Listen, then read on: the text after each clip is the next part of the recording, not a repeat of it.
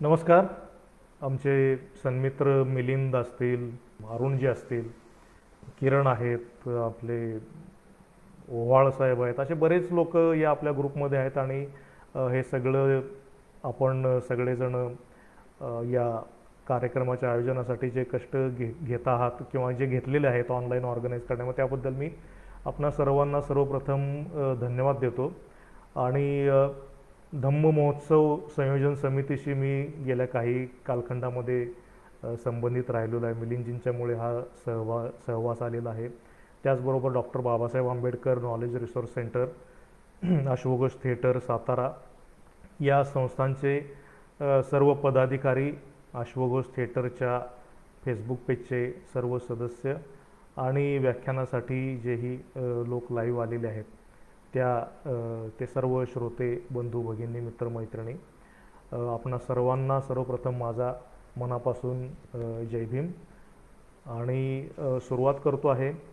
खरं तर राजर्षी छत्रपती शाहू महाराज यांच्या जयंतीनिमित्त सामाजिक समता दिवस साजरा करणं ही बाब खरं तर अत्यंत औचित्यपूर्ण स्वरूपाची आहे. आणि शाहू राजांच्या सारख्या एका सच्च्या समतावादी महान माणसाच्या कार्याला हाच खरा सलाम आहे, अशी माझी भावना आहे. या निमित्तानं मित्रहो, शाहू महाराजांचे सामाजिक समताविषयक कार्य या विषयावरती आपण सर्वांशी संवाद साधत असताना महाराजांच्या या कामाबद्दल कामातलं नेमकं काय सांगावं आणि काय नको असा प्रश्न मला पडलेला आहे. याचं कारण असं आहे की शाहू महाराजांचं संपूर्ण जीवन हेच मुळात भारताच्या सामाजिक जीवनाच्या इतिहासातलं समतेचं एक संपूर्ण प्रकरण आहे. आणि शाहू महाराज म्हणजेच सामाजिक समता. इतका हा समतावाद, सामाजिक न्याय त्यांच्या नसानसामध्ये भिनलेला आपल्याला दिसून येतो. महात्मा ज्योतिराव फुले यांच्या सामाजिक कार्याचा आणि सत्यशोधक विचारांचा त्यांच्यानंतर झालेला एक सच्चा पाठीराखा आणि पुरस्कर्ता कोण असं जर विचारलं तर शाहू महाराजांखेरीज दुसरं कुणाचं नाव नजरेसमोर आपल्या येत नाही. इतकी महत्त्वाची भूमिका त्यांनी सामाजिक समतेच्या कार्यासाठी आणि सत्यशोधक विचारांच्या प्रसारासाठी बजावलेली आहे. महाराजांना उणपूर 48 वर्षांचं आयुष्य लाभलं आणि त्यातली त्यांची राजकीय कारकीर्द होती ही अवघी 28 वर्षांची. आणि या 28 वर्षांच्या कालावधीमधले सुद्धा एक 6-7 वर्षांचा वेदोक्त प्रकरणाचा अतिशय कष्टप्रद आणि संघर्षमय अशा स्वरूपाचा जो कालखंड आहे तो आपल्याला विसरता येणार नाही. आणि या मिळालेल्या अल्पावधीमध्ये महाराजांनी त्यांच्या सामाजिक कार्याचा जो काही हिमालय उभा करून ठेवला आहे त्याच्या टोका एवढं सुद्धा कार्य गेल्या 100 वर्षामध्ये आपल्याला साध्य करता आलेलं नाही. एवढं सांगितलं तरी आपल्या लक्षात येईल की हा राजा किती काळाच्या पुढं होता, किती द्रष्टा होता आणि त्यांचा सामाजिक कळवळा हा किती सच्च्या स्वरूपाचा होता. मित्रहो, आपल्याला साधारण एक 30 ते 40 मिनिटांच्या मध्ये शाहूरायांच्या या सामाजिक कार्याबद्दल जाणून घ्यायचं आहे. आणि हे खरं तर एक मोठं आव्हानच आहे. पण आजच्या व्हॉट्सॲप युनिव्हर्सिटीच्या खऱ्या खोट्या भल्या बुऱ्या माहितीच्या सगळ्या गदारोळामध्ये वस्तुनिष्ठ माहिती जाणून घेणं हे आपलं कर्तव्य आणि हक्कसुद्धा आहे. तर त्यामुळं गेल्या काही वर्षांमध्ये फुले शाहू आंबेडकरांच्या जो काही माझा थोडा फार अभ्यास झालेला आहे त्या अनुषंगानं शाहू राजांच्या कार्याची माहिती आपल्याला मी देतो आहे, त्यांचा वेध घेण्याचा मी प्रयत्न करतो आहे. दिनांक 2 एप्रिल 1894 या दिवशी शाहू महाराजांनी करवीर संस्थांची सूत्र हाती घेतली आणि त्यावेळी त्यानिमित्ताने एक विशेष जाहीरनामा काढून त्यांनी आपल्या राज्यकारभाराचं उद्दिष्ट आणि सामाजिक उद्धाराची तळमळ स्पष्ट केलेली होती. त्या जाहीरनाम्यामध्ये राजर्षी असं म्हणतायत की आमची प्रजा सतत तृप्त राहून सुखी असावी, तिच्या कल्याणाची सतत वृद्धी व्हावी व आमच्या संस्थानाची हरेक प्रकारे सदोदित भरभराट होत जावी अशी आमची उत्कट इच्छा आहे. हा आमचा हेतू परिपूर्ण करण्यास आमच्या पदरचे सर्व लहान थोर, जागीरदार, आप्त, मानकरी, इनामदार, कामदार, सर्व स्तरातील व्यापारी वर्ग आणि आदी करून तमाम प्रजानन शुद्ध अंतःकरणापासून मोठ्या राजनिष्ठेने आम्हास सहाय्य करतील अशी आमची पूर्ण उमेद आहे, असं महाराज या जाहीरनाम्यामध्ये म्हणतात. यावरून त्यांची रयतेच्या सर्वांगीण कल्याणासाठीची आंतरिक तळमळ किती होती ही त्यांच्या पहिल्या जाहीरनाम्यापासूनच आपल्याला बघायला मिळते. आणि राजर्षींनी ही सत्तासूत्र हाती घेतल्यापासूनच त्यांना या वर्णवर्चस्ववादी आणि ब्राह्मणवादी मनोवृत्तीच्या झळा जाणवू लागलेल्या होत्या. कारण दरबारामध्ये बहुजनातले खूप कमी लोक होते. सगळे हे ब्राह्मण्यवादी लोकांच्या हातामध्ये, मनोवादी प्रवृत्तीच्या हातामध्येच सगळे सूत्र होती. आणि त्यातूनच महाराजांनी या शोषक समाज व्यवस्थेविरुद्ध आवाज उठवला. सामाजिक समता प्रस्थापित करायची तर सर्व क्षेत्रातील विषमता सर्वप्रथम नष्ट केली पाहिजे, याची जाणीव महाराजांना झालेली होती. आणि समाजातील तसंच प्रशासकीय व्यवस्थेमधील तथाकथित उच्चवर्णीय शोषणकर्त्या जाती वर्णांची जन्माधिष्ठित मक्तेदारी मोडून काढण्यासाठी या देशात सर्वप्रथम मागासवर्गीय जातींसाठी 26 जुलै 1902 रोजी त्यांनी प्रशासकीय नोकऱ्यांमध्ये 50% आरक्षण देण्याचा निर्णय घेतला. वेठबिगारीची अत्यंत अमानवी स्वरूपाची पद्धत त्यांनी रद्द केली. 1894 मध्येच कायद्यानं रद्द केली. संस्थानातील महार, कुलकर्णी इत्यादी वतनं रद्द करून आंतरजातीय रोटीबेटी व्यवहाराला अत्यंत कृतिशील प्रोत्साहन दिलं. आणि बहुजन समाजातील लोकांना स्वतःच्या आवडीनुसार व्यवसाय करण्याचं स्वातंत्र्य दिलं. अस्पृश्य समाजातील तरुणांना देश विदेशात शिक्षणाच्या संधी उपलब्ध करून देऊन त्यांना मुख्य प्रवाहात आणलं. जातीभेद, अस्पृश्यता नष्ट करण्यासाठी अनेक कठोर अशा स्वरूपाचे कडक कायदे केले. आणि राजर्षींची ही फरमानं इतकी कडक भाषेतली असत की त्याचं उल्लंघन करण्याचं धाडस सहसा कोणाला होत नसे. या विषमता निर्मूलनासाठी शाहू महाराजांनी अत्यंत एक बहुआयामी स्वरूपाचं कार्याचा आरंभ केला. त्यातला सर्वात महत्त्वाचा भाग जो राहिला तो आहे शिक्षणाचा. शैक्षणिक चळवळीचा पाया विस्तारत नेत असतानाच मग महाराजांनी जातीभेद निर्मूलन, अस्पृश्यता निवारणासाठी अत्यंत जोमानं काम केलं. समाजाच्या तथाकथित वर्णव्यवस्थेच्याही परिघाबाहेर असलेल्या भटक्या विमुक्तांसाठी सुद्धा या महान राजाच्या मनात प्रचंड असा कळवळा होता. त्यांच्यासाठी त्यांनी प्रसंगी ब्रिटिशांचा रोष पत्करून काम केलं. आणि सामाजिक विषमता ही केवळ जाती धर्मातच नव्हे तर स्त्री पुरुष विषमतासुद्धा घातक आहे. सामाजिक समता प्रस्थापनेच्या कार्यातला मोठा अडथळा आहे, याची सुद्धा जाणीव महाराजांना होती. आणि म्हणून स्त्रियांचा उद्धार करण्यासाठी, त्यांना त्यांचे न्याय्य हक्क प्रदान करण्यासाठी सुद्धा महाराजांनी अत्यंत महत्त्वाचे कायदे केले. या सर्वांचीच आपण थोडक्यामध्ये का असेना आपण निश्चितपणानं तोंड ओळख करून घेऊया. तत्पूर्वी आपणाला वेदोक्त प्रकरण थोडक्यात माहिती करून द्यायला हवं. याचं खरं तर वेदोक्त प्रकरणावरच एक स्वतंत्र व्याख्यान होईल अशी इतकी त्याची व्याप्ती आहे. महाराजांनी ज्या पद्धतीनं संघर्ष केला. पण या ठिकाणी आपण एवढंच समजून घेऊया की सन 1899च्या ऑक्टोबरमध्ये महाराज पंचगंगेवरती कार्तिक स्नानासाठी गेले असताना तिथला मंत्र म्हणणारा नारायण भटजी हा वेदोक्तऐवजी पुराणोक्त मंत्र म्हणत होता. आणि ही बाब राजाराम शास्त्री भागवतांनी महाराजांच्या निदर्शनाला आणून दिली.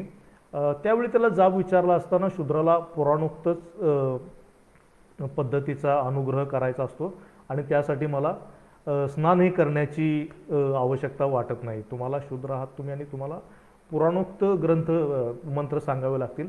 अशा पद्धतीचं थेट एका राजाच्या तोंडावरती सांगण्याचं धाडस या माणसानं केलं. त्यावेळी तरीसुद्धा महाराजांनी अत्यंत संयमानं त्याला विचारलं की बाबा, क्षत्रिय कुलावतंस ही महामहिम बिरोदावली मी मिरवत असताना सुद्धा मी शूद्र कसा?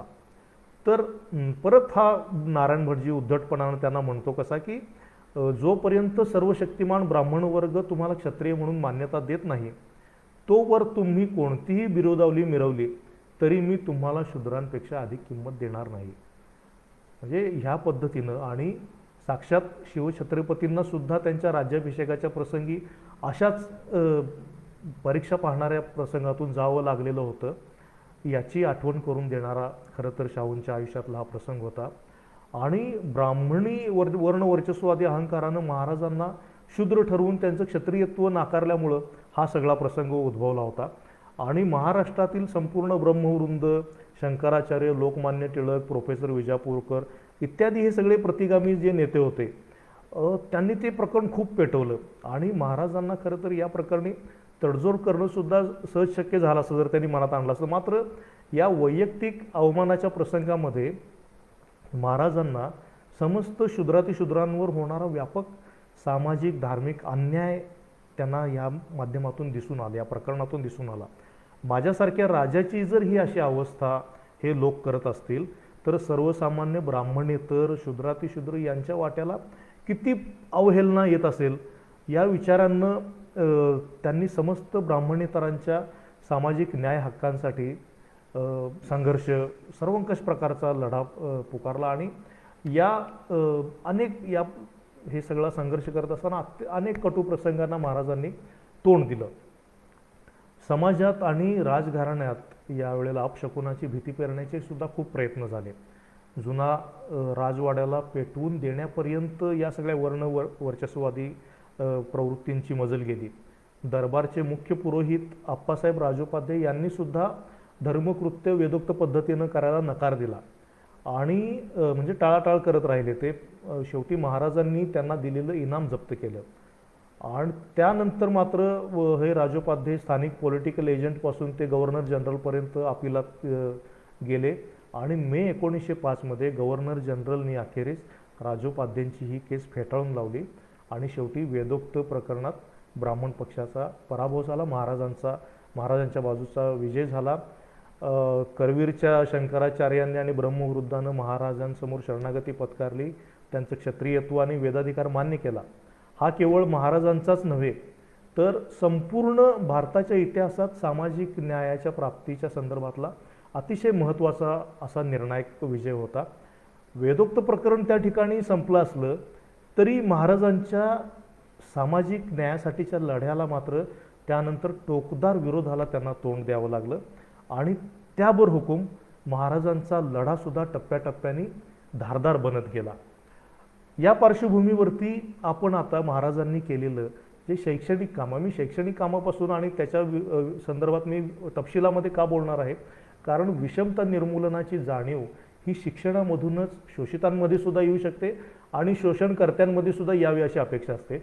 ह्या जाणीवेतूनच महाराजांनी शैक्षणिक जे कार्य केलं त्याच्याबद्दल आपण थोडंसं सुरुवातीलाच माहिती घेऊया. आणि महाराजांनी सन 1213 पासूनच आपल्या राज्यात प्राथमिक शिक्षण मोफत आणि सक्तीचं करावं या संदर्भात महाराज विचार करत होते. शिक्षणाच्या सार्वत्रिक प्रसारासाठी वतनी शिक्षक नेमण्याचा सुद्धा एक प्रयोग त्यांनी केला होता, पण त्यामध्ये फारसं त्यांना यश आलेलं नव्हतं.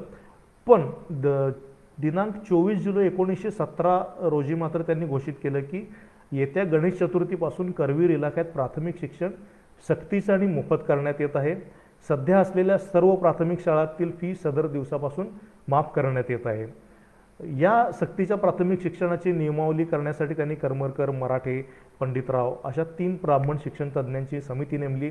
एज्युकेशन इन्स्पेक्टर डोंगरे यांच्याकडं अभ्यासक्रम तयार करण्याची जबाबदारी सोपवली गेली आणि या योजनेवर 1,00,000 रुपये खर्च करण्याचं महाराजांनी जाहीर केलं, ज्यापैकी 80,000 रुपये दरबार खजिन्यातून आणि 20,000 रुपये देवस्थान फंडामधून खर्च करण्यात येणार होते. आणि खर्च झाल्यानंतर उरलेली रक्कम जी आहे ती ट्रेनिंग कॉलेज, शाळा, इमारती आणि इतर शिक्षणोपयोगी साहित्य यांच्यासाठी खर्च करण्याची सुद्धा महाराजांनी तरतूद केलेली होती.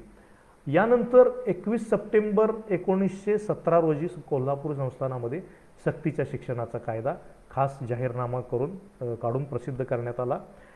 त्याच्या उद्देशामध्ये करवीर इलाक्यातील आमच्या सर्व प्रजाजनांना लिहिता वाचता येऊन आपली स्थिती ओळखून सुधारण्यास त्यांनी समर्थ व्हावे म्हणून कायदा केल्याचं महाराजांनी म्हटलेलं होतं. आणि या कायद्यान्वये शिक्षणास योग्य वयाची मुले शाळेत पाठवण्याची आईबापांच्यावरती सक्ती करण्यात आली आणि जर त्यांनी तशी ती मुलं पाठवली नाहीत तर त्यांना प्रत्येकी दरमहा 1 रुपया दंड करण्याची तरतूद महाराजांनी केली होती. मित्रहो, हा 1 रुपया आज आपल्याला कमी वाटत असेल, पण सन 2017 ज्येष्ठ शास्त्रज्ञ डॉक्टर माशेलकरांना राजर्षी शाहू पुरस्कार कोल्हापूरमध्ये देण्यात आलेला होता. त्यावेळी वित्त आयोगाचे माजी अध्यक्ष विजय केळकर यांच्या हवाल्यानं त्यांनी सांगितलं की 1917चा तो 1 रुपया म्हणजे 2017 मधला तब्बल 16,392 रुपये होते. म्हणजे विचार करा, एवढा प्रचंड, आज सुद्धा 16,000 ही रक्कम काही थोडी नाही आहे आपल्यासाठी. आणि असं होत असताना 16,000चा दंड त्या काळामध्ये महाराजांनी या शाळेत न पाठवणाऱ्या आईबापांवरती ठेवला होता. हेतू हाच होता की शिक्षणाशिवाय कुठलंही मूल आपल्या राज्यातलं वंचित राहता कामा नये. आणि एवढा मोठा दंड आहे म्हटल्यानंतर त्या आईबापांना ते पाठवावंच लागतं. आणि जर पाठवलं नाही तर आणि दंड भरला नाही तर त्या पालकांची सगळी संपत्ती जप्त करण्याची आदेशही महाराजांनी दिलेले होते. तर ही गोष्ट आपण लक्षात घ्यायला पाहिजे.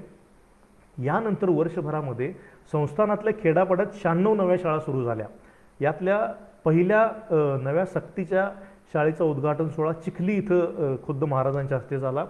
या योजनेमुळं पाऊण लाख खेडूतांच्या टप्प्यात प्राथमिक शिक्षण सुरुवातीच्या टप्प्यात आलं आणि त्यांच्यापैकी 4,500 वरती मुलं शिक्षण घेऊ लागले असं प्राध्यापक लठ्ठे यांनी महाराजांच्या आत्मचरित्रामध्ये लिहिलेलं आहे. त्या काळामध्ये कोल्हापूरसारख्या छोट्या संस्थानात शाहू महाराज शिक्षणावरती 1 लाख रुपये खर्च करत होते. मित्रो, महत्त्वाचं म्हणजे त्या काळामध्ये महाराष्ट्र, गुजरात आणि सिंध एवढा प्रचंड मोठ्या प्रदेशावर पसरलेल्या अख्ख्या मुंबई इलाक्याची शिक्षणावरची तरतूद 1 लाख रुपये एवढी नव्हती. आणि हा पैसा महाराजांनी संस्थानातील प्रत्येक घरावर 1 रुपया अशा नाममात्र शिक्षण करायच्या रूपानं उभा केला होता. आणि बडी मंडळी जी होती संस्थानातली त्यांच्यावरती 10 ते 20% शिक्षणपट्टी बसवलेली होती. आपापल्या गावातील रयतेच्या शिक्षणासाठी एवढा आर्थिक बोजा ही मंडळी निश्चितपणानं सहन करतील अशी महाराजांनी खात्री व्यक्त केलेली होती. म्हणजे एक गोष्ट आपण लक्षात घेऊया की प्रजेच्या उद्धाराची खरी तळमळ असेल तर पैशाची कमी कधीही त्या राज्यकर्त्याला भासत नाही. त्याला इच्छाशक्तीची मात्र जोड असावी लागते. हे महाराजांनी काढलेल्या आदेशांवरून आणि त्यांनी केलेल्या या कामातून दिसून येतं. शाहू महाराजांनी हा जो स्वतंत्र या पार्श्वभूमीवरती महाराजांनी आपल्या संस्थानामध्ये सक्तीचा मोफत प्राथमिक शिक्षणासाठी स्वतंत्र खातं काढलं. त्याला स्वतंत्र डायरेक्टर, एज्युकेशन डायरेक्टर यांची नियुक्ती केली आणि हे खातं खुद्द आमच्या नजरेखाली राहील अशा स्वरूपाचं स्पष्ट निर्देश त्यांनी दिलेले होते. आणि प्रत्येकाची मामलेदार महालिकऱ्यापासून गावच्या पाटलांपर्यंत या संदर्भातली प्रत्येकाची जबाबदारी त्यांनी निश्चित केलेली होती. आणि त्याच्यामागं फक्त हेतू हाच होता की योजना फक्त कागदोपत्री राहू नये तर ती प्रत्यक्षात तिची अंमलबजावणी व्हावी. शेतकऱ्यांच्या मुलांना कामं करता करता शिकता यावं यासाठी त्यांनी सकाळी किंवा संध्याकाळी 2 तास शाळेत येण्याची सवलत महाराजांनी दिलेली होती. आणि कठोर अंमलबजावणी करताना सुद्धा एक लवचिकता ठेवून त्या मुलांच्या सोयीनुसार त्यांना शिकण्याची मुभा महाराजांनी ठेवलेली होती. आणि याचा परिणाम असा झाला की 1917-18 मध्ये जेव्हा प्राथमिक शिक्षणाचा कायदा अंमलात आला त्यावेळी या योजनेखाली 27 शाळा आणि 1296 मुलं होती. त्यानंतरच्या 5 वर्षांच्या कालावधीमध्ये म्हणजे 1921-22 पर्यंत त्यात वाढ होऊन शाळांची संख्या 420 आणि मुलांची 22,007 इतकी ही संख्या झाली. आणि योजनेवरचा खर्च हा वाढत टप्प्याटप्प्याने 3 लाख रुपयांपर्यंत गेलेला होता. मित्रहो, हा एक कॉमन प्रयत्न. अस्पृश्यांच्या शिक्षणासाठी महाराजांनी खूप प्रयत्न केलेले आहेत. त्याचाही आपण या ठिकाणी थोडासा आढावा घेऊया. त्या काळामध्ये अस्पृश्यतेची भावना ही अत्यंत तीव्र होती आणि स्पृश्य आणि अस्पृश्यांच्या शाळा या स्वतंत्र होत्या. कायद्यानं ही भावना लगोलग दूर करणंही शक्य नव्हतं. त्यासाठी अनुकूल परिस्थिती निर्माण करणं, लोकांचं प्रबोधन करणं या साऱ्या गोष्टींची गरज होती. मात्र तोपर्यंत अस्पृश्य वर्गाला शिक्षणासारख्या मूलभूत हक्कापासून वंचित ठेवता कामा नये या दृष्टीनं महाराजांनी या संदर्भात थोडंसं सौम्य धोरण स्वीकारलं आणि त्यांनी अस्पृश्यांमध्ये जागृती करणं, त्यांच्यासाठी शाळांची संख्या टप्प्याटप्प्याने वाढवत नेणं या गोष्टींना आणि तिथं विद्यार्थ्यांची संख्या वाढवणं याला पहिल्यांदा प्राधान्य दिलं. म्हणजे जेव्हा महाराजांचं राज्यारोहण झालं 1894ला तर त्यावेळी संस्थानामध्ये अस्पृश्यांसाठी मोजून 5 शाळा होत्या आणि त्यामध्ये 168 विद्यार्थी होते. 1907-08 साली ही संख्या 16 अनुक्रमे 16 शाळा आणि 416 विद्यार्थी इतकी झाली आणि 1912 मध्ये 27 शाळा आणि 636 अशी ही टप्प्याटप्प्यानं यामध्ये वृद्धी होत गेल्याची दिसते. त्यानंतर महाराजांनी त्या काळात अस्पृश्यांच्या शिक्षणासाठी काही खास आदेश सुद्धा काढलेले आहेत. 1906 साली कोल्हापुरात चांभार, महार वगैरे अस्पृश्य लोकांसाठी एक रात्रीची शाळा पण त्यांनी काढली होती आणि 1906 मध्ये महाराजांनी ती शाळा कायम स्वरूपी चालू राहील अशा पद्धतीचे आदेश दिले. 1907च्या आदेशानुसार कोल्हापुरातील चांभार, ढोर या अस्पृश्य वर्गातील मुलींच्या शाळेसाठी त्यांनी मंजुरी दिली. त्यासाठी दर साल 96 रुपये इतक्या खर्चाची तरतूद केली आणि संस्थांच्या अंदाजपत्रकामध्ये त्या संदर्भातली तरतूद केली. 1909 साली भास्करराव जाधव आणि त्यांच्या सहकाऱ्यांनी स्थापन केलेल्या अस्पृश्यांच्या वसतिगृहाच्या इमारतीसाठी सुद्धा महाराजांनी जागा उपलब्ध करून दिली. त्यानंतर 24 नोव्हेंबर 1911 या दिवशी महाराजांनी अत्यंत महत्त्वाचा आदेश काढला. तो म्हणजे संस्थानातील सर्व अस्पृश्य वर्गास सर्व प्रकारचं शिक्षण मोफत देण्यात येईल. याशिवाय हुशार अस्पृश्य विद्यार्थ्यांसाठी दरबारकडून वेळोवेळी विशेष शिष्यवृत्ती देण्याची सुद्धा त्यांनी धोरण स्वीकारलं. 7 एप्रिल 1919 आदेशान्वये अस्पृश्यातील दैन्यावस्था लक्षात घेऊन त्यांच्या शिक्षणाला उत्तेजन देण्यासाठी त्यांना पाटी, पेन्सिली, पुस्तकं हे मोफत देण्यासाठी 2,500 रुपयांचा निधी मंजूर केला. त्याच महिन्यात तलाठी वर्गातील अस्पृश्य वर्गासाठी दरमहा 60 रुपये प्रमाणे खास शिष्यवृत्त्या जाहीर केल्या. यानंतर 28 सप्टेंबर 1919ला आणखी एक अतिशय महत्त्वाचा निर्णय महाराजांनी जाहीर केला. त्यानुसार संस्थानातल्या अस्पृश्यांच्या स्वतंत्र शाळा बंद करण्यात आल्या. काय म्हणतात बघा त्या आदेशामध्ये महाराज, करवीर इलाक्यात अस्पृश्य मुलांसाठी स्वतंत्र शाळा असतात, त्या सर्व शाळा येत्या दसऱ्यापासून बंद करण्यात याव्यात व अस्पृश्यांच्या मुलांना सरकारी शाळातून इतर लोकांच्या मुलांप्रमाणेच दाखल करून घ्यावं. सरकारी शाळातून शिवाशिव पाळण्याची नसल्याने सर्व जातीच्या व धर्माच्या मुलांना एकत्र बसवण्यात यावं. 1919 100 वर्षापूर्वीचा हा आदेश आहे मित्र. आणि या अस्पृश्यांच्या शिक्षणासाठी महाराजांनी सरळ हस्तानं मदत करण्याचं धोरण कायमच ठेवलं. 1920 साली अस्पृश्य लोकांच्या विद्येच्या उत्तेजनासाठी 10,000 रुपयांच्या प्रॉमिसरी नोट तयार करून त्याच्या व्याजातून दरमहा 5 रुपयाप्रमाणे त्यांनी 8 शिष्यवृत्त्या सुरू केल्या. विशेष म्हणजे यातल्या 3 शिष्यवृत्त्या अस्पृश्यातल्या मुलींसाठी होत्या. आणि संस्थानात जर अशा मुली मिळाल्या नाहीत, लक्षात घ्या, संस्थानामध्ये जर अशा कोणी मुली मिळाल्या नाहीत तर संस्थानाबाहेरील मुलींना त्या देण्यात याव्यात असा आदेश दिला. म्हणजे फक्त आपल्या संस्थानातल्याच अस्पृश्यांचं कल्याण करावं त्यांच्या मुलींचं हा हेतू नव्हता.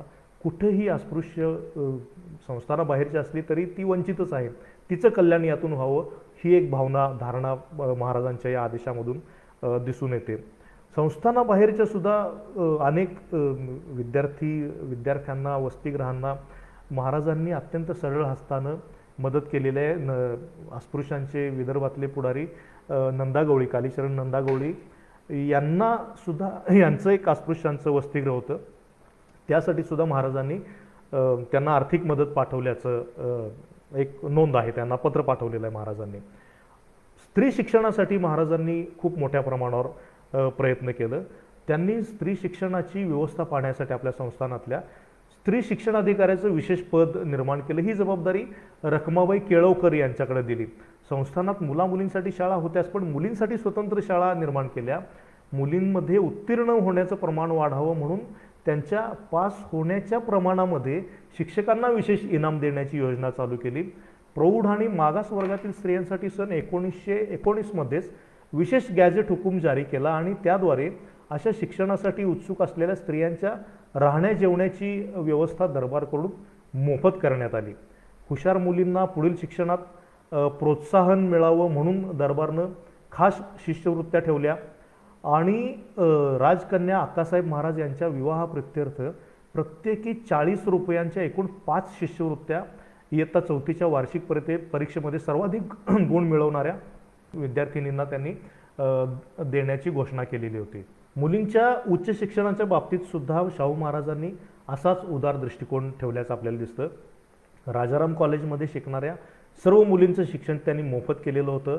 रखमाबाई यांची मुलगी कृष्णाबाई यांना महाराजांनी वैद्यकीय शिक्षणासाठी मुंबईच्या ग्रँड मेडिकल कॉलेजमध्ये पाठवलं, तिला डॉक्टर बनवलं आणि परतल्यानंतर कोल्हापूरच्या एडवर्ड मेमोरियल हॉस्पिटलमध्ये वरिष्ठ वैद्यकीय अधिकारी म्हणून त्या कृष्णाबाई केळवकरांची नियुक्ती केली. पुढं त्यांना उच्च वैद्यकीय शिक्षणासाठी इंग्लंडला पाठवलं आणि उच्च विद्याविभूषित होऊन त्या परत संस्थांच्या सेवेमध्ये रुजू झाल्या. अशा प्रकारे मित्रहो, परदेशामध्ये वैद्यकीय उच्च शिक्षण घेऊन मायदेशी परतणाऱ्या कृष्णाबाई या दुसऱ्या महाराष्ट्र कन्या होत्या आणि पहिल्या कोण होत्या तुम्हाला माहितीच आहे, त्या होत्या आनंदीबाई जोशी. महाराजांच्या स्नुषा इंदुमती देवी यांना आलेल्या अकाली वैधव्यानंतर त्यांच्या भावी शिक्षणासाठी महाराजांच्या शिक्षणावरच्या निष्ठेची खूप मोठी कसोटी लागली.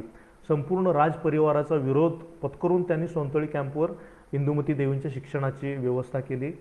त्यांनी डॉक्टर होऊन गोरगरिबांची सेवा करावी असं महाराजांच्या मनामध्ये खूप होतं. पण महाराजांचंच अकाली निधन झाल्यामुळं ते काही स्वप्न साकार होऊ शकलं नाही. या शिक्षणासाठी महाराजांनी सगळ्यात आणखी महत्त्वाची गोष्ट जर कोणती केली असेल तर ती होती वसतिगृहांची एक मुवमेंट महाराजांनी करवीर संस्थानामध्ये उभी केली. खेड्यापाड्यातल्या बहुजन समाजातल्या विद्यार्थ्यांची शिक्षणाची आबाळ होऊ नये यासाठी त्यांच्या राहण्या जेवण्याची व्यवस्था असणारी वसतिगृह स्थापन करण्यासाठी त्यांनी खूप मोठ्या प्रमाणावरती प्रयत्न केले.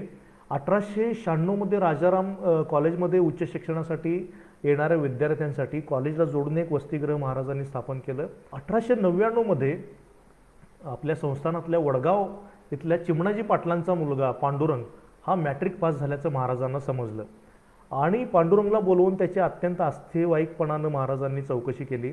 तेव्हा त्यांना तिथल्या शहरातली वसतिगृह आणि खानावळींमधली ब्राह्मण्यवादी वर्चस्ववादाची जाणीव झाली. त्यातून शिक्षण घेण्यासाठी उत्सुक असणाऱ्या विद्यार्थ्यांची जी काही आबाळ होते ती थांबवण्यासाठी न्यायमूर्ती रानडे, नामदार गोखले यांच्याशी चर्चा करून त्याचप्रमाणे मुंबई इलाख्याचे शिक्षण संचालक गाईल्स यांच्याबरोबर सल्लामसलत करून महाराजांनी करवीर संस्थानामध्ये वसतिगृह स्थापनेचा अत्यंत महत्त्वाचा निर्णय घेतला.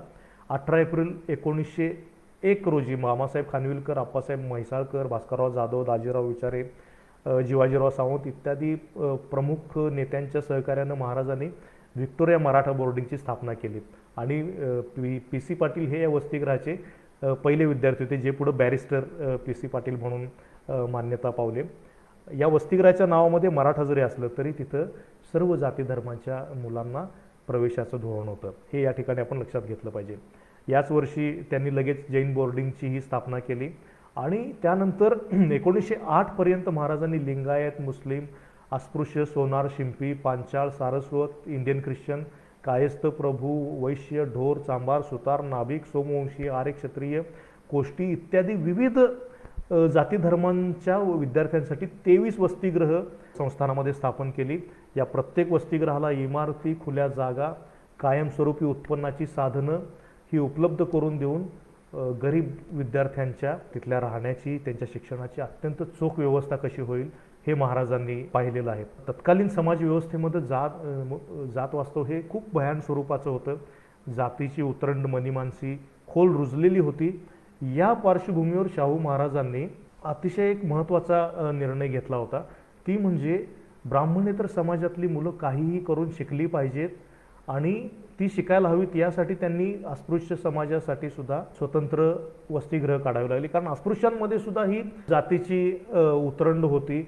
म्हणून अस्पृश्यांमध्ये सुद्धा वेगवेगळ्या जातींसाठी म्हणजे ढोर चांभारांसाठी स्वतंत्र वसतिगृह काढला आणि महाराजांचा हेतू एक होता, ती स्वतंत्र काढण्यामुळे त्यांच्यामधली उच्च निष्ठेची मानसिकता अबाधित राखणं हा त्यांचा हेतू नव्हता. तर एकदा यांना शिक्षण मिळालं, एकदा ही शिक्षणाच्या प्रवाहात आली की त्यांच्या मनातली ही जात धर्म भेदाभेदाची भावना आपोआप नष्ट होईल याची त्यांना खात्री होती. आणि याचंच प्रत्यंतर पुढं लगेच कर्मवीर भाऊराव पाटील यांच्या उदाहरणातून आपल्याला दिसून येतं. महाराजांच्या प्रेरणेतून आणि संस्थानातील वसतिगृहात राहून शिक्षण घेतलेल्या भाऊरावांनी पुढं आपल्या रयत शिक्षण संस्थेची मेढ रोवली आणि त्या संस्थेच्या वसतिगृहात मात्र सर्व जाती धर्माच्या मुलांनी एकत्र निवास आणि भोजन केलंच पाहिजे असा दंडक घातला आणि महाराजांना अभिप्रेत असलेल्या समताधिष्ठित शिक्षणाचा प्रारंभ ब्राह्मणेतर समाजात मोठ्या प्रमाणात झाला. याला महाराजांनी उभारलेली वसतिगृहांची चळवळच मोठ्या प्रमाणात कारणीभूत होती असं आपल्याला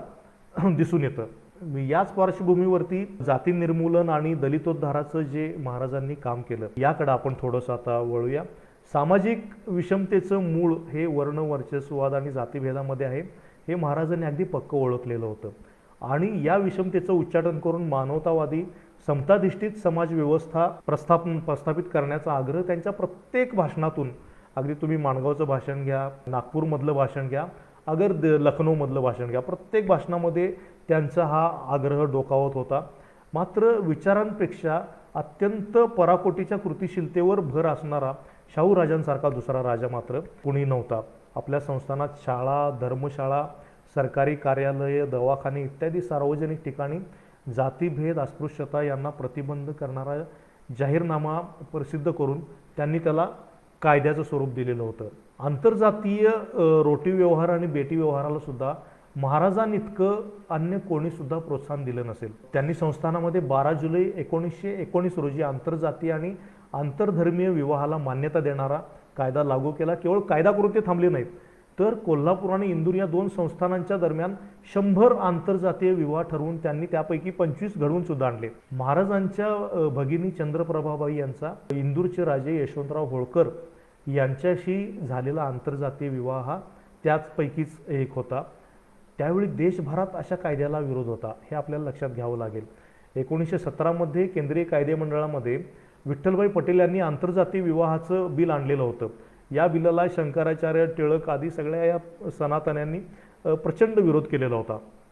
अशा परिस्थितीमध्ये कायदा करून आपल्याच चुलत बहिणीचा आंतरजातीय विवाह घडवून आणण्याची कृतिशीलता जी शाहू महाराजांनी दाखवली ती किती परमोच्च स्वरूपाची होती हे या ठिकाणी आपण लक्षात घ्यायला पाहिजे. जाती आधारित व्यवसाय बंदीच्या निर्बंधातून ग्रामीण आलुते बोलुतेदारांना मुक्त करण्यासाठी 22 फेब्रुवारी 1918 रोजी त्यांनी आदेश काढून बोलुतेदारीची पद्धत बंद केली. त्यामुळे त्यांच्यावरील व्यवसाय सक्ती रद्द होऊन प्रत्येकजण त्याला आवडेल तो व्यवसाय धंदा करण्याला मुक्त झाला. हा जाती व्यवस्थेच्या तटबंदीला महाराजांनी दिलेला एक प्रचंड मोठा हादरा होता. एखाद्या व्यक्तीच्या आडनावावरून सर्वसाधारणपणे त्याच्या जातीचा अंदाज समाजाला येतो आणि त्यावरून त्याचं सामाजिक स्थान ठरवलं जातं. महाराजांनी ते बरोबर ओळखलेलं होतं. म्हणून खालच्या जातीतल्या कर्तृत्ववान व्यक्तीला तिच्या नावानं नव्हे तर कर्मानं ओळखलं जावं, यासाठी आडनावं बदलून त्यांचा सामाजिक दर्जा उंचावण्याचा प्रयत्नसुद्धा महाराजांनी केलेला होता. महाराजांच्या आश्रयाखालच्या महार पैलवानांना जाट असं म्हटलं जाईल, तर चांभार पैलवानांना सरदार म्हणून ओळखलं जाईल, आखाड्यात पुकारलं जाईल. म्युन्सिपल कमिटीमधील भंगी समाजाच्या एका सदस्याचं आडनाव महाराजांनी पंडित असं केल्याचंही संस्थांच्या गॅझेटमध्ये नमूद आहे. महाराजांच्या कार्याचा आणखी एक महत्त्वाचा जर कुठला भाग असेल तर तो म्हणजे हजेरी पद्धतीचं त्यांनी केलेलं निर्मूलन. हा महाराजांच्या अस्पृश्य मुक्तीच्या लढ्यामधला एक महत्त्वाचा टप्पा होता असं आपण म्हणायला हरकत नाही. ऑगस्ट 18 मध्ये या अमानुष पद्धतीचं महाराजांनी निर्मूलन केलं. त्या आदेशानुसार महार, मांग, रामोशी आणि बेरड या 4 जातींच्या लोकांची हजेरी बंद करण्यात आली. यातील जे कोणी गुन्ह्यात सापडून शिक्षा झालेली असतील त्यांना मात्र हजेरीची माफी महाराजांनी दिलेली नव्हती. इतरांची मात्र विनाकारण गुन्हेगार म्हणून शिक्का मारल्या जाणाऱ्या या त्रासापासून मुक्तता महाराजांनी केली. 19 सप्टेंबर 1918 रोजी गुन्हेगार म्हणून कपाळावर कायमचा शिक्का बसलेल्या गुट्टेचोर या जातीची हजेरी महाराजांनी माफ केली. शिक्षा झालेल्या कोणाही मनुष्याचं वर्तन शिक्षा संपल्यापासून 5 वर्ष जर चांगलं राहिलं असेल तर त्याची या हजेरीतून महाराजांनी मुक्तता केलेली होती. हजेरीप्रमाणेच अस्पृश्यांवर विशेषतः महार जातीवरती वेठविरळा ही एक अमानुष पद्धती लादली गेलेली होती. या पद्धतीनुसार पाटील, कुलकर्णी हे गाव कामगार आणि सरकारी अधिकारी महारांना अनेक प्रकारची कामं सांगून त्यांना फुकटात राबवून घेत असत. हे महारकीचं वतन म्हणजे एक सामाजिक गुलामगिरीचं एक मोठं प्रतीकच होतं. 1920 सालच्या माणगाव परिषदेत याबाबतची व्यथाही महाराजांनी बोलून दाखवलेली होती. त्यानंतर काही दिवसातच हुकूम काढून वेठवरळा ही पद्धत महाराजांनी कायद्यानं बंद करून टाकली. त्या आदेशात महाराज म्हणतात की महार, मांग वगैरे कोणाही अस्पृश्याकडून राजघराण्यातील लोकांशिवाय आणि स्टेट दप्तराच्या कामाशिवाय त्यांना वेठीस धरण्याचं कारण नाही. पाटलाने जर महार वेठीस धरला तर त्यास वतनातून कमी केलं जाईल. तसंच मांगांकडून दोरा, नाडा वगैरे हर एक काम फुकट वेठवरळ्याच्या स्वरूपात जर कोणी करून घेतलं तर त्याला सुद्धा जबर शासन करण्यात येईल. पुढं महाराजांनी संस्थानातील महार समाजाची एकूणच सर्व वतनी जमीन एकत्र केली आणि महारातील काही वडीलधाऱ्या निवडक व्यक्तींच्या मध्ये तिचं प्रत्येकाला 8-10 एकर जमीन येईल अशा पद्धतीनं वाटप करून त्यांना सरकारी नोकरीत सामावून घेतलं आणि प्रत्येकास नेमणुकीच्या इनामी सनदा दिल्या. एका सनदेनुसार तर महारांना प्रत्यक्ष स्वतःच्या राणीसाहेब, युवराज यांच्या सेवेत घेण्याबरोबरच करवीर निवासिनी देवीच्या सेवेमध्येही रुजू करून घेण्याचे आदेश दिलेले आहेत हे लक्षात येतं. सामाजिक न्यायासाठीची केवढी प्रचंड ही तळमळ महाराजांच्या मनात होती हे यातून लक्षात येतं.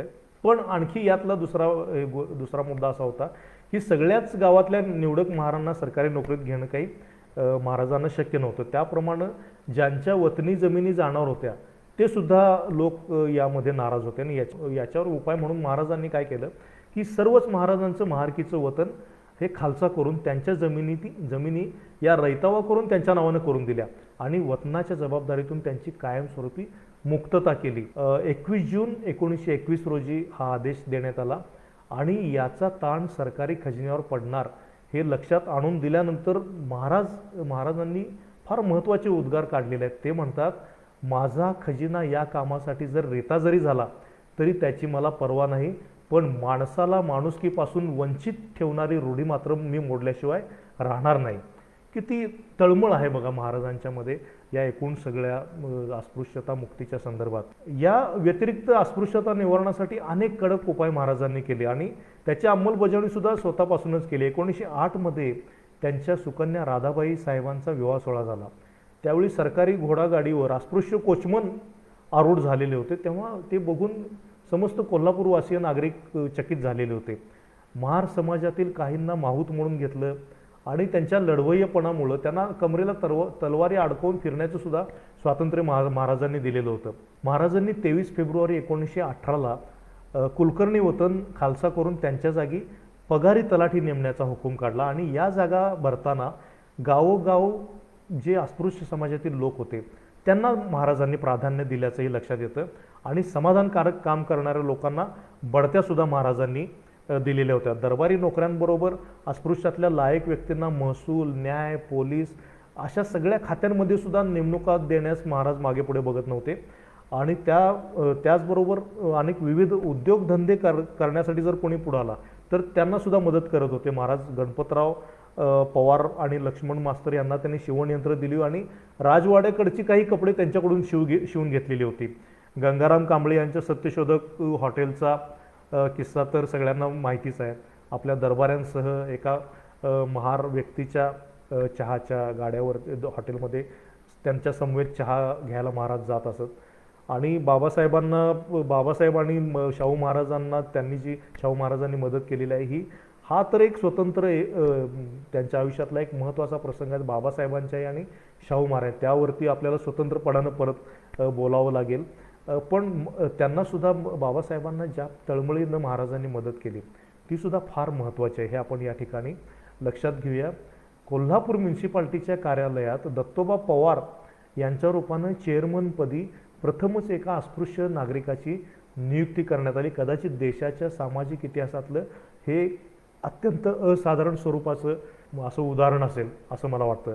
त्याशिवाय मित्रहो, भटक्या विमुक्तांसाठी जे काही महाराजांनी काम केलं आहे त्याच्याबद्दल सुद्धा आपण थोडक्यात या ठिकाणी जाणून घेऊया. गावगाड्याशी ज्याचा संबंध नाही, नैसर्गिक मानवी हक्कांपासून जो कायमचा वंचित आहे, ज्याच्यावर जन्मजात गुन्हेगार म्हणून शिक्का बसलेला आहे, अशा भटक्या विमुक्तांच्यासाठी महाराज हे अत्यंत स्नेहाचं आणि आदराचं स्थान बनलेले होते. कष्टाची अंग मेहनतीची कामं करणाऱ्या वडरूड आणि राजपूत भामटा समाजाला त्यांनी घरादारासाठी जागा देऊन स्थिर केलं. डोंबाऱ्यांना जागा आणि काम देऊन स्थिर केलं. कलाकुसरीच्या वस्तू बनवण्यास त्यांनी प्रोत्साहन दिलं. शिकारीत तरबेज असणाऱ्या कुंची कोरवी समाजाला शिकारखान्यात नोकरीला घेतलं. कधी कधी शहरात फेरफटका मारताना आपल्या खडकड्यात सुद्धा ते कोरव्यांना सोबत घेत असत आणि या कोरव्यातल्या रामू नावाच्या एका धष्टपुष्ट जवान पोराला त्यांनी त्याच्या खोपटातनं उचलून थेट राजवाड्याच्या आखाड्यात घेऊन गेले आणि त्याला खुराक सुरू करून नामांकित मल्ल पैलवान तयार केला आणि तोच पुढं कुस्तीराम पैलवान म्हणून प्रसिद्ध झाला. फासेपारधी हा समाज सुद्धा त्यांची बेकारी आणि दारिद्र्य याच्यामुळं चोऱ्या दरोडे घालतात हे महाराजांच्या लक्षात आल्यानंतर महाराजांनी त्यांच्या बाबतीत सुद्धा एक अभिनव स्वरूपाचा प्रयोग केला. जगाच्या दृष्टीनं अत्यंत खतरनाक असणाऱ्या लाल्या आणि आरबा नाईक या फासेपारध्यांच्या प्रमुखांनाच त्यांनी आपल्या सोनतळी कॅम्पच्या खास पहाऱ्यावरती नेमलं. स्वतःच्या संरक्षणाची जबाबदारी यांच्यावरच सोपवून टाकली. आंबेवाडी ते सोनतळी या रस्त्याच्या कामावर फक्त फासेपारध्यांची नेमणूक केली. अशा अनेकांना त्यांनी आपल्या विविध खात्यांच्या मध्ये पहारेकरी, कुत्तेवान, पोलीस अशा खाजगी खात्यात सुद्धा भरती करून घेतलं. त्यांच्या बायकांना विविध ठिकाणी बांधकामावरती काम दिलं. यामध्ये संस्थानातल्या विविध इमारतींपासून ते अगदी राधानगरी धरणाच्या कामापर्यंतचा समावेश होता. रायबाग कॅम्पमधल्या फासेपारध्यांच्या जीवनाला स्थिरता आणण्यासाठी सुद्धा महाराजांनी तिथं 288 एकर 3 गुंठे एवढी जमीन दान केल्याची नोंद आहे. कोल्हापुरातल्या कोटीतीर्थाच्या माळावर 23 फासेपारधी कुटुंबांना जागा देऊन घरं बांधण्यासाठी महाराजांनी 1200 रुपये मंजूर केल्याची नोंद आहे. कोल्हापुरातल्या जारभाट आणि फासेपारध्यांना सुद्धा महाराजांनी अशाच प्रकारानं जमिनी दिलेल्या आहेत. आर्थिक स्थित्यंतराबरोबर त्यांच्यामध्ये सामाजिक दृष्टिकोन, शैक्षणिक प्रगती आणि न्यूनगंडानं पछाडलेली त्यांची मानसिकता या तिन्ही स्तरांवर भटक्या विमुक्तांचं पुनर्वसन करण्यासाठी महाराज कसोशीनं प्रयत्नशील राहिले. विविध ठिकाणी कामावर असलेल्या फासेपारध्यांच्या मुलांच्या शिक्षणाची सोय त्यांनी केली. जी मुलं शाळेत जातील त्यांना आपल्या मुदपाकखान्यामधून 2 भाकरी, प्रत्येकाला 2-2 भाकरी देण्याची व्यवस्था महाराजांनी केली. त्यातल्या हुशार मुलांना गुरुकुलात दाखल करून त्यांच्या पुढील शिक्षणाची सुद्धा व्यवस्था केली. फासेपारध्यांच्या शिक्षणाची पहिला संबंध हा अशा पद्धतीनं महाराजांच्या सोनतळी कॅम्पवरच आला. ही गोष्ट या ठिकाणी आपण लक्षात घेऊया. म्हणजे फासेपारध्यांच्या शिक्षणाचे पहिले शिल्पकार जर कोणी असतील तर ते शाहू महाराज होते. ही गोष्ट आपण लक्षात घेतली पाहिजे. या फासेपारध्यांनी समाजात मिसळलं पाहिजे. समाजातल्या आणि त्यांच्यातली जी दरी आहे, मानसिक सामाजिक दरी, ही कमी व्हावी म्हणून निरोप्याचं काम देऊन सुद्धा महाराज या फासेपारध्यांना गावामध्ये पाठवत असत. एवढंच नव्हे तर राजाराम महाराजांच्या विवाहाच्या वेळी जो काही जवळचा गोतावळा महाराजांनी नेला त्यामध्ये फासेपारधी स्त्री पुरुषांच्या आणि भटक्यांची खूप मोठी संख्या होती. यावरून महाराज या समाजामधली ही न्यूनगंडग्रस्त मानसिकता कमी करण्यासाठी, बदलण्यासाठी किती आसोशीनं प्रयत्नशील होते, ही गोष्ट आपल्या लक्षात येते. स्त्रियांसाठी वेगवेगळे कायदे महाराजांनी केले, त्याचा आपण या ठिकाणी अगदी थोडक्यामध्ये आढावा घेऊया. आपल्या संस्कृतीमध्ये स्त्रिया ह्या सदैव शोषणाच्या केंद्रस्थानी राहिलेल्या आहेत. त्यांचे नैसर्गिक हक्क पूर्ण कुंठित झालेले आहेत आणि त्यांच्यासाठी महाराजांनी अनेक कायदे केले. त्यातला 1917 मधला विधवा पुनर्विवाहाचा कायदा फार महत्त्वाचा होता. या कायद्यानं विवाहाची नोंदणी करणं बंधनकारक केलं. त्यामुळं अशा विवाहांची कायदेशीर पुरावा नोंद होऊ लागला त्या विवाहांचा. त्यामुळं स्त्रियांना त्यांच्यावर जर अन्याय अत्याचार झाला तर त्याबद्दल वाचा फोडण्याची, दाद मागण्याची संधी उपलब्ध झाली.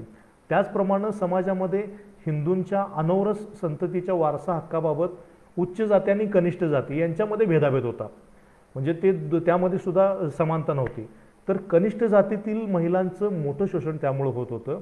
त्यामुळं जानेवारी 20 मध्ये महाराजांनी कायदा करून हा भेद काढून टाकला आणि अनौरस संततीला सुद्धा वर्णनिरपेक्ष तिचा हक्क प्राप्त करून देण्याचं काम महाराजांनी केलं. याच वर्षी महाराजांनी मुरण्या प्रतिबंधक कायदा केला आणि मुलींना देवाला सोडण्याच्या घृणास्पद प्रथेला अटकाव केला. कायद्याचं उल्लंघन करणाऱ्याला जबर शिक्षेची तरतूद केली.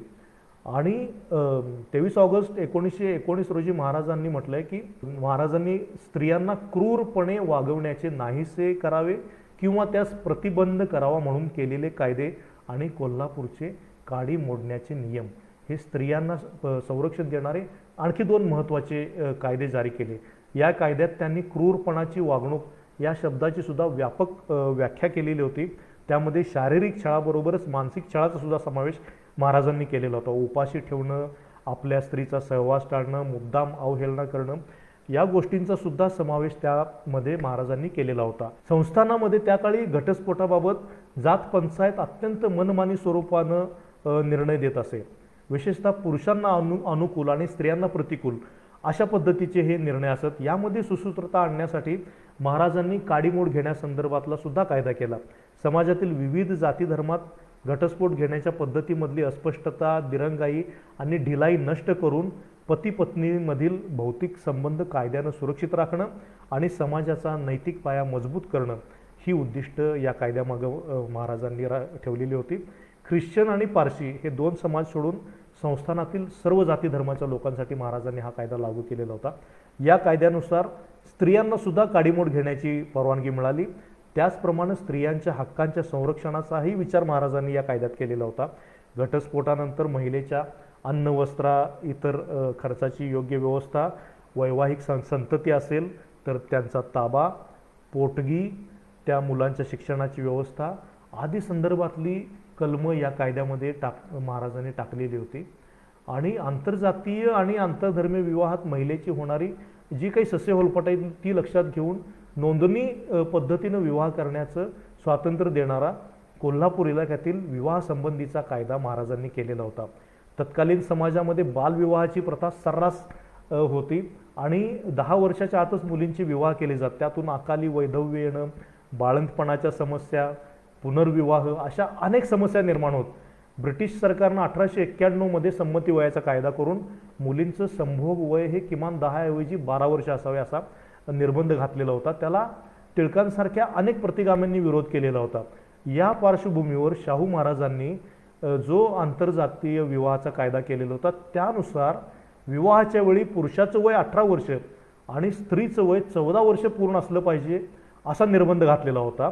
आणि त्याचप्रमाणे 18 वर्ष पूर्ण झालेल्या स्त्रीला विवाहासाठी पित्याची अगर पालकाच्या परवानगीची आवश्यकता नाही असंही त्यांनी स्पष्ट केलेलं होतं. यावरून शाहू महाराज किती बारकाईनं या स्त्रियांना त्यांचे हक्क प्रदान करण्यासाठी प्रयत्नशील होते ही गोष्ट आपल्या लक्षात आल्याशिवाय राहत नाही. अगदी तुम्हाला सांगतो, शिमग्याच्या सणामध्ये स्त्रियांच्याबद्दल अत्यंत बिभत्स किळसवाणी भाषा वापरणाऱ्या विरुद्ध आणि स्त्रियांच्या नावानं शिव्या देणाऱ्या विरुद्ध आणि रस्त्यावर रंग खेळणाऱ्या विरुद्ध सुद्धा कडक कारवाईचा इशारा देणारा जाहीरनामा सुद्धा महाराजांनी 21 मार्च 1921 रोजी काढलेला होता. तसंच तुरुंगातील एका स्त्री कैद्याच्या मृत्यूनंतर तिच्या मुलीला सांभाळण्याची व्यवस्था सरकारतर्फे करण्यास सांगणारा आदेशसुद्धा या अत्यंत कनवाळू हृदयाच्या राजानं दिल्याची इतिहासात नोंद झालेली आहे. या पार्श्वभूमीवर महाराष्ट्राच्या इतिहासाकडे पाहिल्यास मित्रहो, महात्मा ज्योतिराव फुले हे सामाजिक न्यायाचे आणि समतेचे पहिले पुरस्कर्ते होते. तीच परंपरा पुढे राजर्षी शाहू महाराज आणि त्यांच्या पुढे डॉक्टर बाबासाहेब आंबेडकर यांनी चालवली. फुले, शाहू, आंबेडकर या त्रयीचं जीवन कार्य म्हणजे सामाजिक न्यायाच्या प्रस्थापनेसाठी आणि सामाजिक परिवर्तनासाठी पुकारलेला एक आमरण संघर्षच होता. ही गोष्ट आपण लक्षात घ्यायला पाहिजे. यामध्ये सुद्धा राजर्षी शाहूंचं वेगळेपण असं होतं की छत्रपती शिवरायांचे एकतर वारसदार म्हणून राजघराण्यामध्ये वाढलेला हा माणूस प्रचंड सन्मान, प्रतिष्ठा, धन दौलत त्यांच्या पायाशी लोळण घेत होती. तरीसुद्धा समाजातील गरीब, शोषित, वंचित, शेतमजूर, कष्टकरी, दलित, भटके विमुक्त आदींच्या वेदनांनी त्यांच्या हृदयाला पाझर फुटलेला होता आणि ते त्यांचे उद्धारकर्ते बनलेले होते. या गोष्टीकडे जर आपण केवळ वेदोक्त प्रकरणाची प्रतिक्रिया म्हणून जर पाहू लागलो तर या संवेदनशील आणि सहृदय राजावर ते अन्याय केल्यासारखं होईल असं मला वाटतं. त्यांच्यातील ही संवेदनशीलता आणि सामाजिक जाणीव वेदोक्त प्रकरणामुळं अधिक तीव्र आणि टोकदार झाली हे मात्र खरं आहे. हे आपण मान्यच करायला पाहिजे. आणि शाहू महाराजांनी केलेल्या या कार्याचा आपण गेल्या 50-1 मिनटं आपण आढावा घेतो आहोत आणि यामध्ये मी फक्त तोंड ओळख करून दिलेलं मित्र हो, महाराज आपण नाव घेतो पण त्यांनी केलेले हे कायदे, मी विचारांच्याबद्दल बोललोच नाही, फक्त त्यांनी काय केलं हे फक्त सांगत गेलेलो आहे गेल्या 1 पाऊण तासामध्ये. आणि त्या पलीकडेही प्रचंड अशा गोष्टी आहेत की ज्या मी उद्धृत करू. आपण जस्ट ग्लिम्सेसमध्ये महाराजांचं हे कार्य, सामाजिक समतेसाठीचं कार्य या ठिकाणी बघितलेलं आहे. या पलीकडे त्यांचं पहाडासारखं कार्य आहे. या निमित्तानं मला फक्त तुम्हाला एवढंच सांगायचं आहे की महात्मा फुले आणि राजर्षी शाहू यांनी ज्या मानवी मूल्यांच्या, सामाजिक न्यायाच्या प्रस्थापनेसाठी आग्रह धरला, कार्य केलं, त्या मूल्यांची प्रस्थापना या भूमीत बाबासाहेबांनी राज्यघटनेच्या माध्यमातून केलेली आहे. ही मूल्येच मित्रांनो चिरंतन आहेत. त्यांचं चिरंतनत्व जर आपल्याला टिकवायचं असेल तर विषमतेची बीज पुनर्प्रस्थापित करण्यासाठी जे काही पद्धतशीर प्रयत्न केले जातात ते आपण हाणून पाडण्यासाठी प्रयत्न करण्याची मला वाटतं आज खरी गरज आहे. फिजिकल डिस्टन्सिंग ऐवजी सोशल डिस्टन्सिंग असा शब्दप्रयोग वापरला जातो आणि त्याचं आपल्याला कुणालाच काहीच वाटत नाही, कारण हजारो वर्ष या देशाला या सोशल डिस्टन्सिंगचाच परिचय आहे. त्यामुळे त्यामध्ये आपल्याला काही वेगळं वाढत नाही. आणि आज घडीला सुद्धा हे डिस्टन्सिंग, समाजातली ही दरी वाढवण्यासाठीच पद्धतशीरपणानं प्रयत्न केले जात आहेत. मित्रांनो, हे होत राहतील, हे प्रयत्न केले जातील, ते होत राहतील. पण ते प्रयत्न जर हाणून पाडावायचे असतील आणि सामाजिक समतेची खऱ्या अर्थानं जर प्रस्थापना करायची असतील तर मित्रांनो, फुले शाहू आंबेडकरांच्या मार्गाने गेल्याशिवाय या देशाला पर्याय असणार नाही. आणि तशी वेळ येऊ नये म्हणून या महापुरुषांच्या विचार कार्याला आपली जीवनशैली बनवण्याचा प्रत्येक संवेदनशील नागरिकानं प्रयत्न केला पाहिजे, एवढंच माझं आपणाला या निमित्तानं सांगणं आहे. आज शाहू जयंतीनिमित्त आपण सामाजिक समता दिवस सगळे साजरे करतो आहोत आणि या निमित्तानं आपल्याशी निदान ऑनलाईन का असेना या कोरोनाच्या पार्श्वभूमीवरती आपल्याला संवाद साधता आला आणि ती संधी मिळवून दिली यासाठी मिलिंदजी, अरुणजी आणि संपूर्ण आशुतोष थिएटरची टीम, धम्म महोत्सव समिती, doctor Babasaheb Ambedkar knowledge resource centre या सर्वांना मी अत्यंत मनापासून धन्यवाद देतो आणि आपल्या कार्याला आपण जे काही अंगीकृत कार्य करत आहात त्यामध्ये मी सदैव आपल्यासोबत आहे. सुद्धा मी आपल्याला शुभेच्छा देतो. इतका वेळ आपण मला ऐकता आहात याबद्दल ऐकलत याबद्दल मी आपल्या सर्वांना मनापासून धन्यवाद देतो आणि थांबतो. जय भीम.